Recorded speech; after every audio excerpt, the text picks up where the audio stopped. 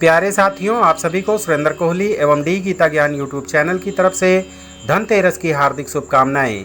प्यारे साथियों, आज की अपनी इस वीडियो के माध्यम से मैं आप सभी साथियों को धनतेरस की एक कथा सुनाऊंगा, जिसको सुन करके आप बहुत कुछ सीख पाएंगे।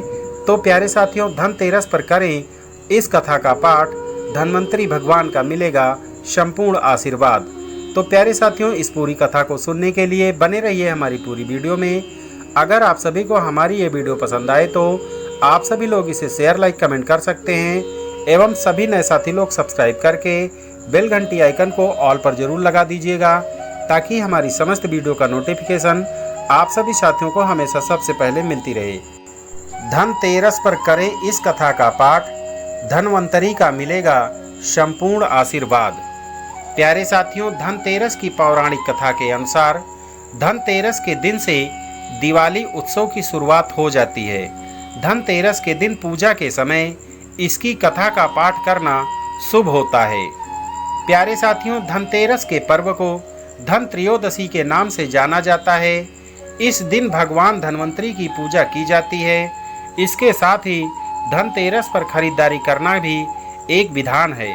धनतेरस के दिन भगवान धन्वंतरी की पूजा करने से और घर में शुभ चीज़ों को खरीदने से धन वैभव में वृद्धि होती है। इसके साथ ही जीवन में कभी पैसों की कमी का सामना नहीं करना पड़ता है। धनतेरस के दिन धनतेरस की कथा का पाठ करना भी शुभ माना जाता है। तो प्यारे साथियों, प्राचीन कथा के अनुसार एक बार मृत्यु के देवता यमराज अपने यमदूतों से प्रश्न करते हैं कि क्या कभी आपको किसी मनुष्य के प्राण लेने पर दया आती है। इस सवाल पर यमदूत उत्तर देते हैं कि नहीं महाराज, हमें दया नहीं आती है, केवल निर्दोषों का पालन करते हैं। फिर भी यमराज ने दोबारा से पूछा कि सच्ची सच्ची बताओ कि क्या कभी किसी मनुष्य के प्राण लेने पर दया आई है। उसके बाद एक यमदूत इस बात का उत्तर देता है और कहता है कि एक बार ऐसा हुआ था जिसको देखकर मन में दया भाव आ गया था। एक बार हंस नाम का राजा शिकार करने के लिए जंगल की तरफ गया और रास्ता भटक गया। भटकते भटकते राजा किसी और की सीमा पर चला गया। वहाँ हेमा नाम का एक शासक राज करता था। उसने उस राजा का सत्कार किया। उसी रोज राजा की पत्नी ने एक सुंदर बालक को जन्म दिया। उस बालक की कुंडली के आधार पर बताया गया कि इस बालक की इसके विवाह के 4 दिन बाद ही मृत्यु हो जाएगी। तब राजा ने सबको आदेश दिया कि इस बालक को यमुना के पास गुफा में ब्रह्मचारी के भेष में रखा जाए। उस जगह पर स्त्री की परछाई तक नहीं पड़नी चाहिए, लेकिन विधि के विधान को कुछ और ही करना था। नीतिवश राजा हंस की पुत्री यमुना तट पर गई और राजा के पुत्र को देखकर मंत्रमुग्ध हो गई। उसी क्षण दोनों ने गंधर्व विवाह कर लिया। उनके विवाह के 4 दिन बाद ही राजा के पुत्र की मृत्यु हो गई। यमदूत ने कहा कि उस नवविवाहिता का करुण विलाप सुनकर मेरा मन पसीज गया।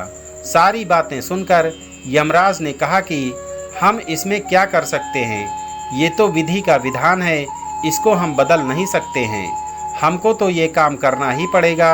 यमदूतों ने यमराज से पूछा कि ऐसा कोई उपाय है जिसमें अकाल मृत्यु से बचा जा सके। तब यमराज ने कहा कि हाँ, धनतेरस के दिन विधि विधान के साथ पूजा अर्चना और दीपदान करने से अकाल मृत्यु का भय नहीं रहता है।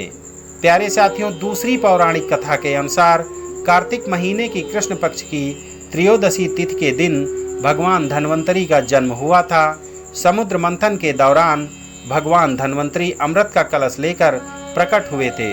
तब से ही इस तिथि पर धनतेरस का पर्व मनाया जाने लगा और उस दिन सोना चांदी या बर्तन आभूषण खरीदना शुभ माना जाने लगा।